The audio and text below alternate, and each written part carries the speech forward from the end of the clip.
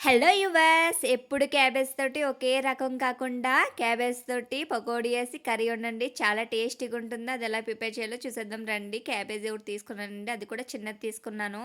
ఇలా ముక్కలు కట్ చేసుకొని వాటర్‌లో వేసి కొంచెం అంతా ఉప్పు వేసుకొని ఆ వాటర్ తీసుకెళ్ళి స్టవ్ మీద పెట్టుకోవాలండి. ఒక పొంగొచ్చేదాకా అది మరిగేలోగా పక్కన ఆనియన్స్ కట్ చేసుకొని ఇలాగ క్యారెట్ తురుముతోటి తురుముకోవాలండి. టమాటా కూడా క్యారెట్ తురుముతోనే తురిమేసుకొని పచ్చిమిర్చి కోసి పెట్టుకున్నానండి.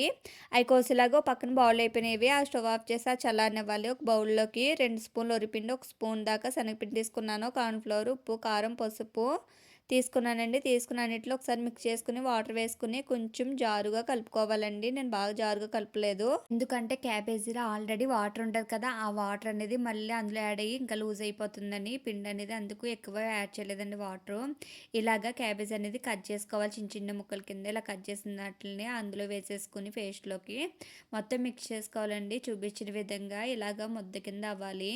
మనేస్తే అలాగా ముద్దలాడాలి. విడిపోకుండా ఉండాలండి క్యాబేజ్ అనేది. ఈ విధంగా చిన్న చిన్న బాల్స్‌లో వేసుకోవచ్చు.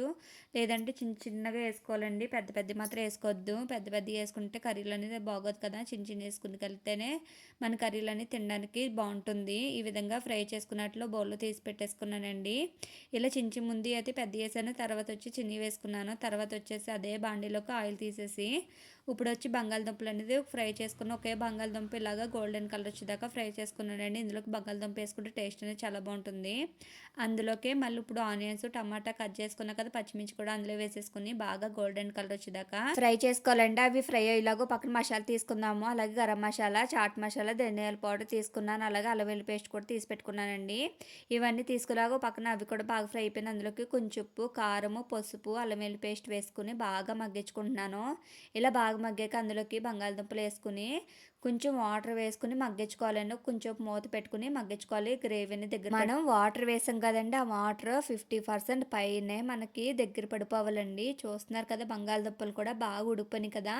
గ్రేవీ కొంచెం దగ్గర పడింది కదండి. ఈ టైజ్‌లోనే ఇప్పుడు పకోడీ వేసుకుని ఒక 5 మినిట్స్ అనేది మగ్గనివ్వాలండి.